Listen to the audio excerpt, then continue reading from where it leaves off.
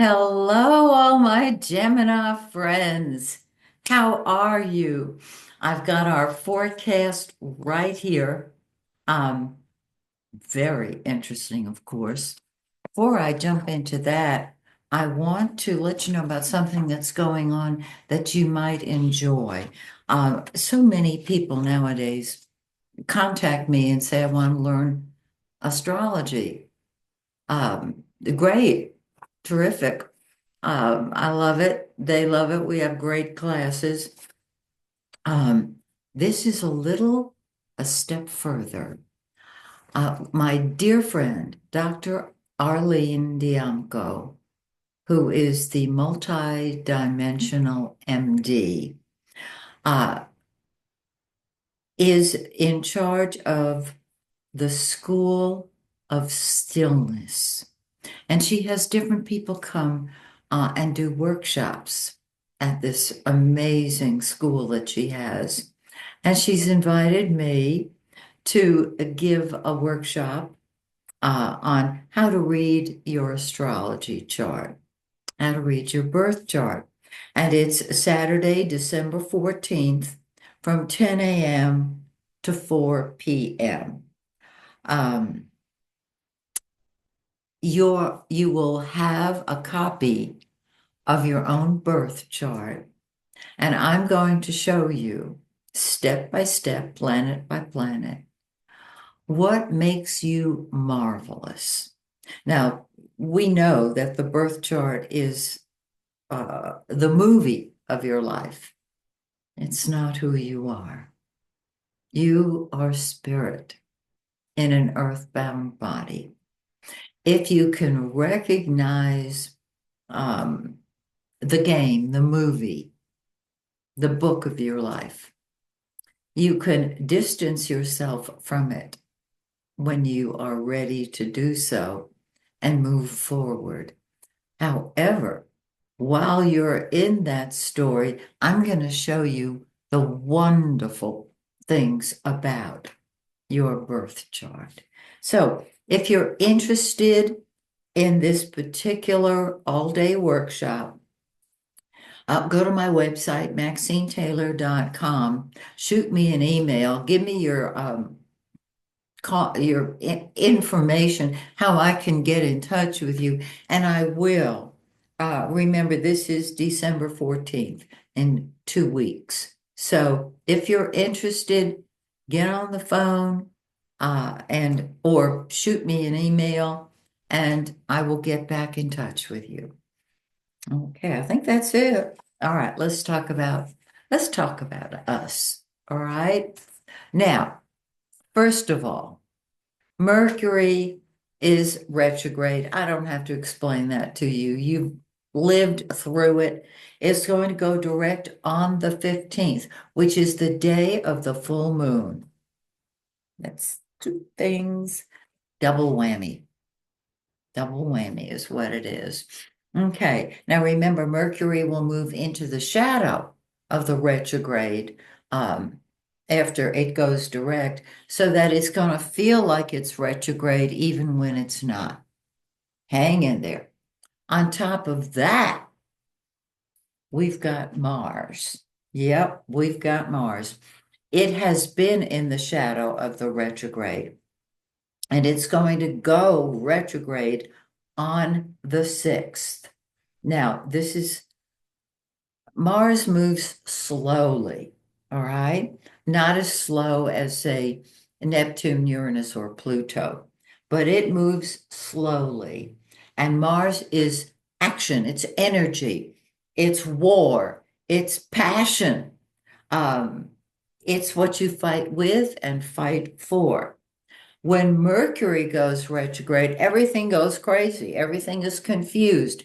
You talk to somebody, they don't know what you're saying. They don't understand. Um, they don't understand what they're thinking. I mean, it's communication with Mercury. Mars is action. And when it goes retrograde, it flatlines. It does nothing. It's like, um, And so it moves much more slowly than Mercury does, and we won't be finished with Mars, or Mars won't be finished with us until it moves out of the shadow of the retrograde in 2025 in April. So hurry up and wait. All right. Just know that we do not begin a new project under a retrograde Mercury. And I would suggest the same thing with Mars, only because Mars is going to be uncooperative. It's not going to do anything. You'll see. It's a joy. Mm. So let's start over here with Jupiter. It's in Gemini. Jupiter is the greater benefic. It's money, it's expansion, it's truth, it's joy.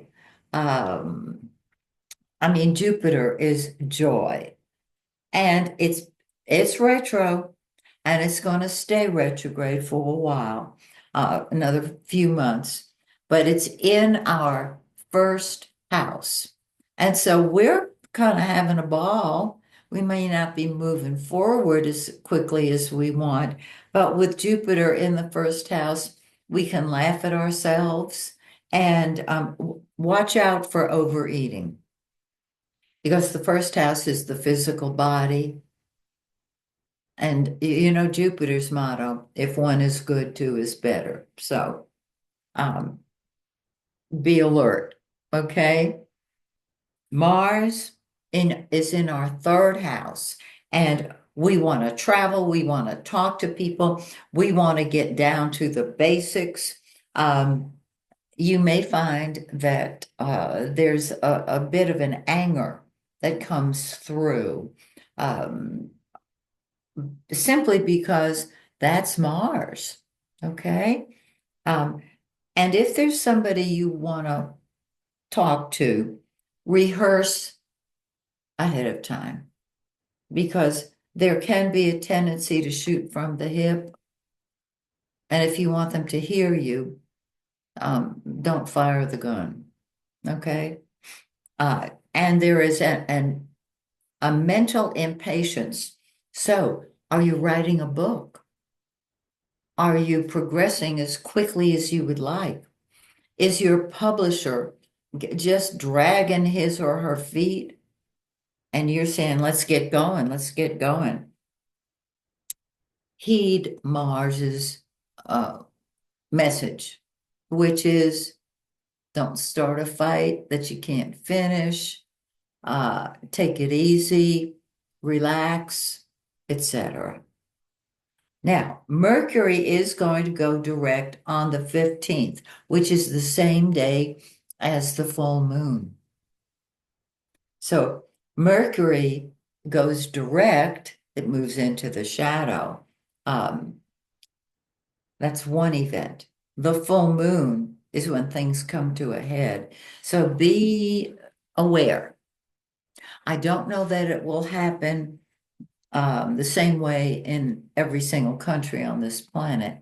But when we've got two major events, it can, or two parts to one major event. You want to be alert and aware. Okay. Okay. So Mercury is in the seventh house of other people. And it's a wonderful time to share your ideas one on one. The sun, the giver of life, the yellow planet, has other people uh, more important to you actually than yourself. Fortunately, Jupiter's in your first house, our first house. However, it's retrograde, and you will find more balance uh, later on. The problem is that the Sun and Mercury will be out of that seventh house by then. The center of your life is dealing with other people. Is this a romance? Could be. Is it a business partnership? Could be. Could it be one and the same? Oh, yeah. Oh, yeah. And so other people tend to call the shots. Now, on the 21st, the sun moves into the secretive eighth house, the transformative eighth house. And it has has us getting to the bottom of everything that has been going on. This is great because the eighth house is secrets. Now, it's also mutually beneficial financial arrangements. It's also a transformation of the ego on a spiritual level. That is terrific. The old you is gone, and it shows that you want to help other people financially. You can't beat that with a stick. It's beautiful. Venus, the planet of love and money and beauty and sugar, has been in your eighth house, and you've been reworking, re-examining all of your relationships. On the 7th, Venus moves into the ninth house, and your love nature and everything your love nature and your financial arrangements are out into the light of day to be enjoyed. The ninth house is higher education, long distance travel. It's really cool. And so enjoy it. Absolutely. Now, we've got the new moon today. Today is December 1st, and we have a new moon, which is really necessary because people were dragging for the last 2 to 3 days. I know I was. Um, and I had big plans about getting my forecasts out to you early. The planets had other plans in mind. However, the new moon triggers relationships and partnerships. Um, and it's in 9 degrees Sagittarius, 33 minutes. And so this can put you in touch with people who can be helpful in your work or just to get together with the people you know. The full moon falls in your first house, my first house, the solar house. Um, it is in, let's see, 24 degrees of Gemini on the 15th. And this full moon brings things to a head. The first house is your physical body. And so, uh, are you going to the gym? Have you been eating correctly? Are you planning on starving yourself before the Christmas festivities begin? You know what I'm saying. So this first house says, I'm balancing all the time I spend with other people by putting attention on myself. Good idea. Now, the new moon is on the 30th. We have two full moons, new moons. I'll bet this would help. Oh, yeah. The new moon on the 30th is in 9.5 of Capricorn. And this sheds a light on mutual finances, secrets, how much time you give to other people. It helps the ego to transform because the sun is sitting there in the eighth house. And so this can be quite positive. It's like two chances to move forward in the same month. So, my dear Gemini, can you see Mercury is still not letting my lips work as a team? Are you doing the same thing? If you are, join my club. Till next month, which will be, of course, yes, the old joke, next year. This is Maxine Taylor tripping over her words, saying, may the stars shine brightly on you and yours. Bye for now.